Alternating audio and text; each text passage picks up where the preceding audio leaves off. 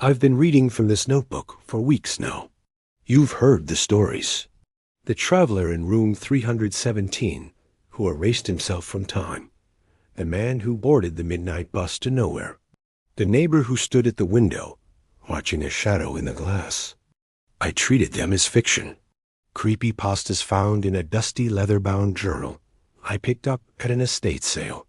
Content for the channel. Nothing more. But tonight I reached the end of the written pages. There was one last paragraph, scribbled in a hasty, jagged hand. I sat down to record it, just like I always do. I turned on the mic. I cleared my throat, and I began to read. The text said, he sat alone in his studio, the rain tapping against the glass like nervous fingers. He adjusted the microphone arm, staring at the page, unaware that the story he was telling was no longer about strangers. He turned the page slowly, his breath hitching in his throat. I froze. I was reading a description of myself. A description of exactly what I was doing, right down to the rhythm of the rain. I looked at the page. The ink was wet, glistening under my desk lamp. It wasn't old. It was fresh.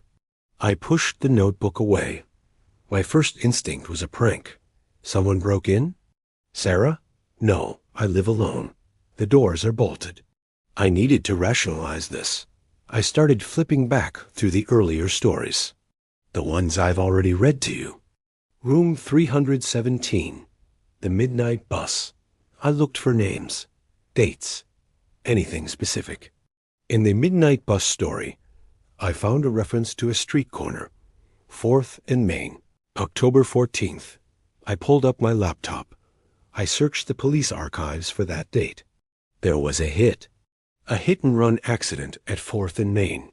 The victim was unidentified, but the witness description matched the man in the story perfectly. The charred man on the bus? A factory fire in 1998. I turned to room 317. I searched for missing persons reports near the Wayfarer Inn. Dozens of them. Hikers, drifters, businessmen. All vanished without a trace. My blood ran cold. This wasn't an anthology of fiction. This was a ledger. A chronicle of the missing. Every story I've read to you wasn't a creative writing exercise. It was a transcription of someone's final moments before they slipped out of reality. The author wasn't inventing these horrors. The author was witnessing them. I looked back at the notebook. It was lying open on my desk. And then I heard it. A scratching sound, like a quill on parchment. I wasn't holding a pen. I watched, paralyzed, as new words began to manifest on the blank page. The ink bled out of the paper like a dark bruise, forming letters, then words, then sentences. It wrote, he stood up, knocking his chair back. Panic began to tighten his chest. He reached for his phone, desperate to call for help, but he knew there would be no signal. I grabbed my phone. 0 bars. I use Wi-Fi calling. The router is blinking red. I looked at the book again. It continued writing faster now.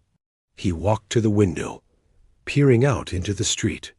But the street wasn't there anymore. There was only the fog. I ran to the window. I tore back the curtains. There are no streetlights, no neighbor's house, no road. Just a wall of swirling gray mist pressing against the glass. I'm not in my city anymore. I'm somewhere else. I'm in the book. I backed away from the window. The realization hit me with the force of a physical blow. The notebook doesn't just record the missing. It collects them.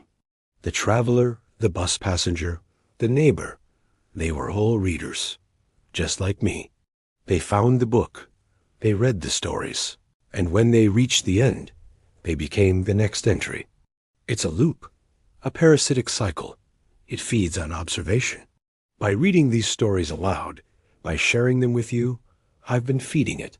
I've been giving it power. And now it's my turn. I can see the words forming right now, anticipating my every move. He paces the room, talking to a camera that will never upload this footage. He thinks he can warn them. He thinks he can stop the cycle, but the ink is already drying. I'm sitting back down. There's no point in running.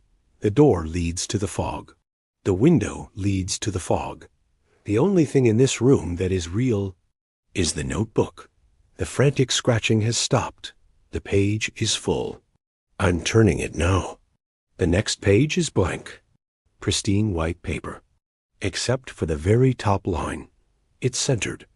It looks like a title. It says, "The Narrator," and below that, my full legal name. And today's date. It's waiting. It's waiting for me to provide the ending. Or maybe it's waiting for the next reader to find this. Maybe you, listening to this, you're not hearing a recording. Maybe you're the one holding the notebook now. Maybe you just turned the page and found my story. The pen is moving again.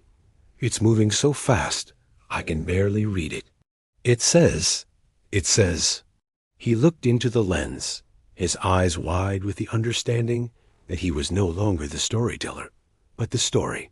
He opened his mouth to scream, but the only sound that came out was the scratching of the pen. The sentence ends. The light fades. He is gone. Turn the page.